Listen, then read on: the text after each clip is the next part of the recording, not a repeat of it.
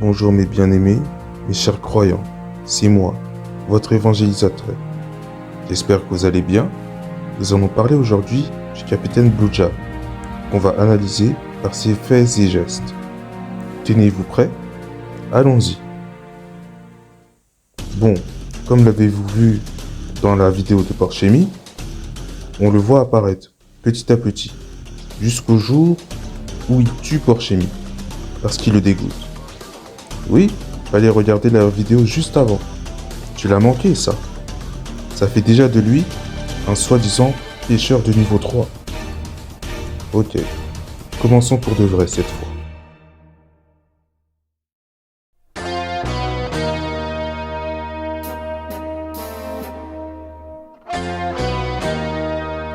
La première fois qu'on voit le capitaine Blue Jam en action, c'est pour capturer Sabo. Pourquoi?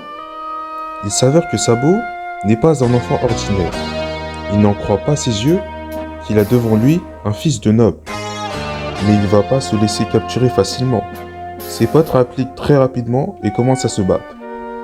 Dès qu'ils finissent de tabasser ses subordonnés, ils foncent tout droit vers lui, mais il a déjà sorti son arme pour les dissuader d'attaquer. Les petits partent très vite se cacher, mais se font attraper juste après. Quand ils se font attraper, on aperçoit des personnes armées et une personne qui a l'air noble. Sabo le reconnaît directement, c'est son père. Et le père, qu'est-ce qu'il est irrespectueux. Capitaine Blue Jam, comme si il avait conclu un marché avec lui, lui dit qu'on l'a pas touché, qu'on lui a pas fait de mal. Quelques instants plus tard, le père de Sabo lui demande de s'occuper du reste. Blue Jam lui répond « Laissez-nous faire, comme il a été convenu, et qu'on s'assurera que ces deux mioches ne s'approchent plus de votre fils. » Une fois que Sabo et son père partis, Blue Jam prend la décision de ramener ses deux enfants avec eux, en les ligotant encore une fois, et leur parle à quel point les nobles font ce qu'ils veulent, car c'est eux qui décident. Et je suis sûr que votre ami est pareil. Mais les deux petits répondent qu'il n'est pas pareil, qu'il n'est pas comme les autres. Il les prévient encore que si l'idée d'aller les chercher vous vient à l'esprit, je serai obligé de vous tuer. D'ailleurs, on a des comptes à régler à propos de Porchemi que vous avez tabassé. Et vous savez quoi? Je laisse ça de côté. Ce qui veut dire qu'il laisse le tomber de se venger. Et c'est une décision assez surprenante de sa part, parce qu'il les aimait bien. Une bonne œuvre de la part du capitaine Blue Jam. Et n'oubliez pas, ne vous vengez pas de quelque chose ou de quelqu'un. C'est Dieu qui s'en occupe pour vous. Comme écrit dans Romains, chapitre 12, verset 19. Ne vous vengez point vous-même, mes bien-aimés, mais laissez agir la colère, car il est écrit « À moi la vengeance, à moi la rétribution ». Donc Porchemi propose aux deux gamins de bosser pour lui, car il manque de main-d'œuvre. Les gamins acceptent à condition d'être payés.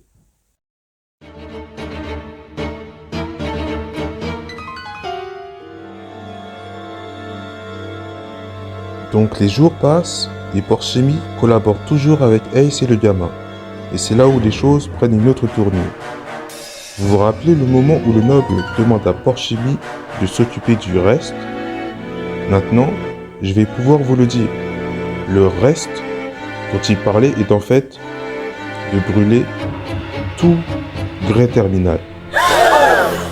Et pour mieux vous expliquer dans les détails, Grey Terminal se situe au sud-ouest du royaume de Goa.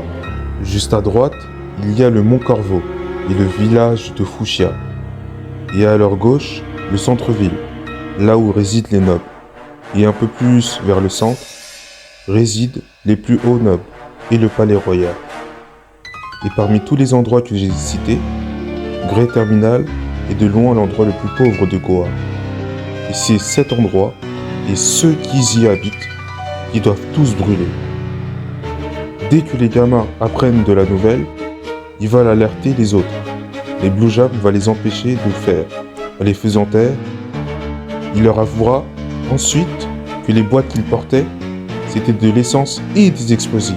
Comme ça, ils pourront propager un gigantesque incendie et brûler tout Grey Terminal. Maintenant que Blue Jam leur avoue leur plan, il leur dit qu'il ne les laisserait pas partir. C'est trop risqué. Il demande une dernière fois où se situe le trésor qu'ils ont caché. Il n'a pas lâché l'histoire du trésor. Et bien aimé, Blue Jam et ses hommes prévoient un projet très dangereux. Et que si ça s'aboutit comme demandé, Blue Jam pourrait devenir un pêcheur de niveau 4, tout en comptant qu'il manipulait ces deux gamins dans ce projet. Pour l'instant, il est un criminel de niveau 3. Est-ce que ça va monter? Est-ce que ça va descendre? On verra cela dans l'acte 3, tout de suite.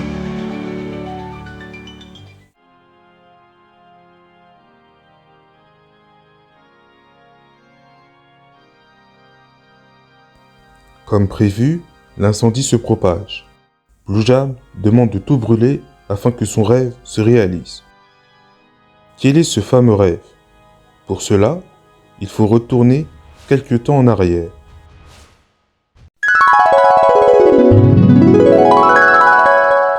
Dans un certain moment dans la journée, on voit Blue Jam avoir un coup de fil, mais pas avec n'importe qui.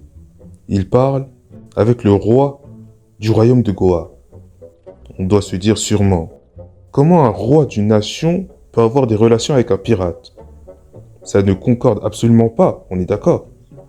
Malgré cette relation très suspecte, le roi, dont on sait que c'est lui qui a ordonné à Blue Jam, un pirate, de brûler tout gré terminal, met en récompense de ce crime atroce, en utilisant son autorité, de faire passer Blue Jam et ses hommes de pirates à un noble. Même Blue Jam lui-même était choqué de ce qu'il vient d'entendre.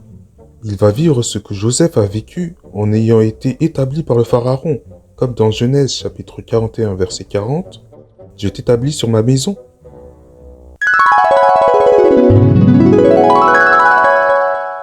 Ah, Blue Jam, tellement content de ce qu'il fait, tellement fier de ce qu'il voit, tellement vigilant qu'il ligote encore une fois les deux gamins entre les flammes, qui est clairement une tentative de meurtre pleinement assumée. Quand ils s'apprêtent à entrer dans le centre-ville, ils se rendent compte que ils ne peuvent pas rentrer non plus. L'un d'entre eux dit que « Capitaine, on s'est pas fait avoir tout de même ». Blue Jam commence à monter en pression. Il commence à taper sur la porte, mais rien ne se passe. Il commence à blablater sur sa promesse. « C'était pas prévu dans le plan. Où est mon titre de noblesse que vous nous avez promis ?» Il s'en rend finalement compte. Il s'est fait avoir.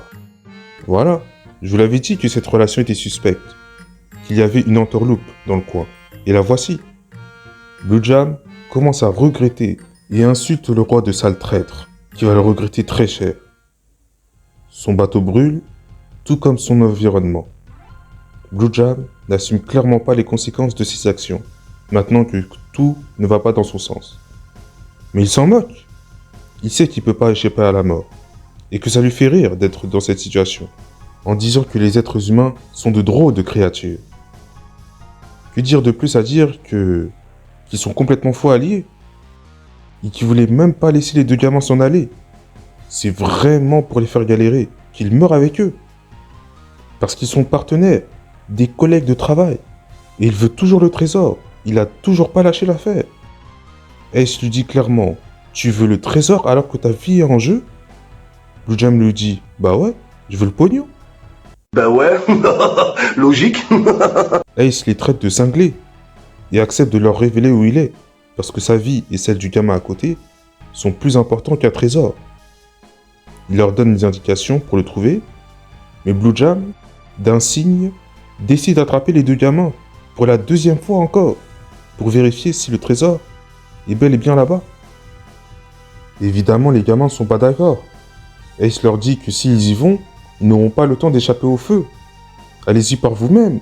Blue Jam lui braque son arme et lui dit d'arrêter de l'énerver, qu'il s'est fait la certitude de prendre sa revanche contre les nobles, même s'il doit avoir un trésor de gamin, et que leur frère se sentait supérieur par rapport à des êtres inférieurs comme vous.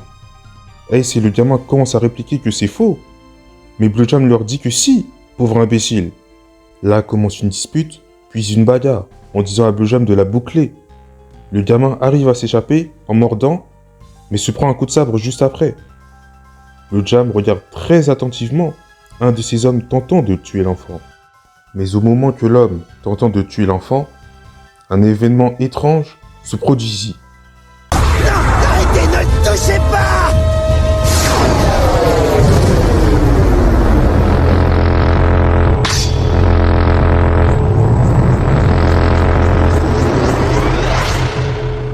Laissant Blue Jam tout seul, ne comprenant pas ce qui s'est passé, il attrape Ace et le balance par terre en lui disant « Comment t'as fait ça? Tu te fous de moi, c'est ça ?» Il lui braque son arme, retire la gâchette, et tout ce qu'on sait à la fin de l'épisode 501, c'est qu'une balle a été déclenchée.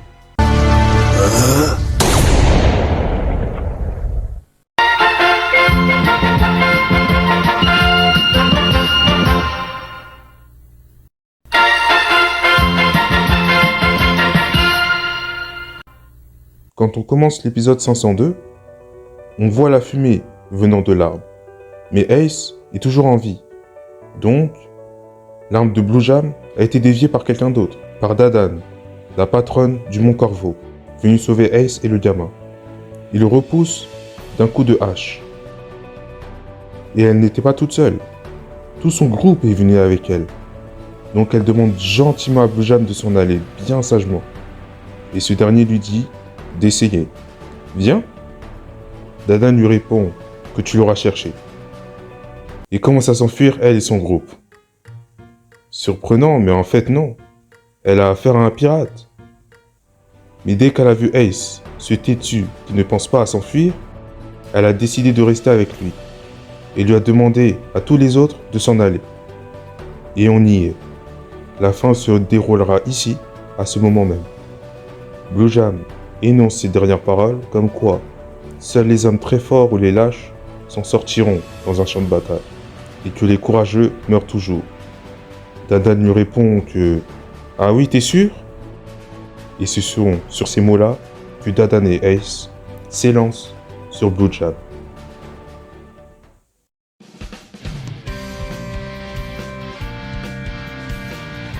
Mes bien-aimés, mes chers croyants en Dieu, nous devons changer de vision car la scène suivante, le combat entre Blue Jam contre Ace et Dadan, est un flashback raconté par Ace.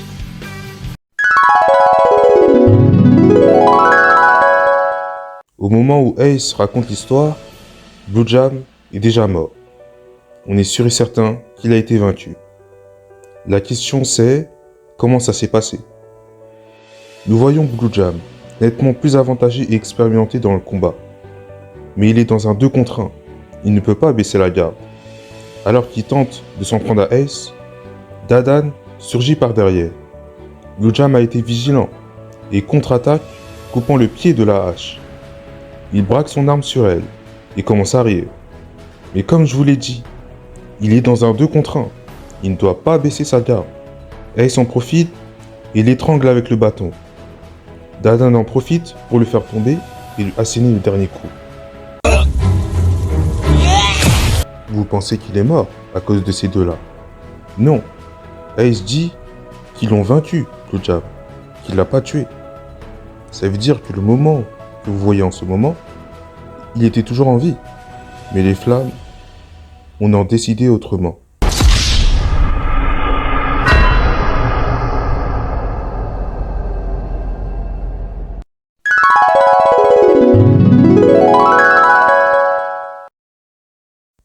Résumons les bonnes heures et les crimes que le capitaine Blue Jam a fait durant sa vie. Je commence par les crimes. Il y a eu un meurtre, un kidnapping, une menace de mort, une tentative de meurtre massive en propageant l'incendie. Mais je vous rassure, ça a échoué, car ils ont été sauvés par l'armée révolutionnaire. Une manipulation pour un projet très dangereux, donc l'incendie. Une tentative de meurtre sur 2 gamins, en les laissant brûler, et une autre tentative de meurtre sur Ace. Dans les bonnes heures, il a laissé l'idée de se venger de Porcheville. Alors, est-ce que Blue Jam mérite la vie éternelle? D'être un justifié de Dieu? Un racheté? Non. Tout simplement, en accumulant tout ce qu'il a fait, il devient un pécheur de niveau 4. Il part directement en enfer dès que la trompette retentira. Et c'est vrai que mentalement, ça va pas très bien. On avait déjà qualifié Porchemi comme un malade mental, Mais lui, il est vraiment fou. Même s'il savait qu'il allait mourir sur l'incendie, parce qu'il ne pouvait pas s'enfuir, il allait emmener tout le monde avec lui. Tous les habitants de Crête Terminale avec lui. C'est vraiment un fou. Donc, mes bien-aimés, mes chers croyants, je voulais vous parler particulièrement dans cette vidéo des relations humaines et sociales qu'on a dans la vie de tous les jours en illustrant Blue Jam à cause de ces relations et qu'on voit qu'il faut bien choisir ces relations car il y a des amis qui s'entendent bien avec toi quand tu vas bien financièrement, socialement. Mais quand tu as besoin de l'ami en question dans une galère ou dans une certaine situation, tu te rends compte que ton ami auquel tu fais confiance n'est plus là. Tu te demandes, mais où est-il, l'ami qui doit me soutenir dans ces moments-là? Il peut même se retourner contre toi. Si l'ami en question ne te soutient pas dans ces moments durs, tu peux pas l'appeler ami, mais un traître. Ace est un très bon exemple. C'est Dadan qui est venu le sauver, de Blue Jam et de l'incendie. Dadan, qui est la patronne du Mont Corvo, c'est ce type de relation qu'il faut chercher à avoir dans la vie de tous les jours. Voilà, mes bien-aimés, c'est la fin de cette vidéo. J'espère qu'elle vous plaira et que vous en apprenez un peu plus. Et n'oubliez pas, avoir une relation avec Jésus-Christ est aussi une bonne relation.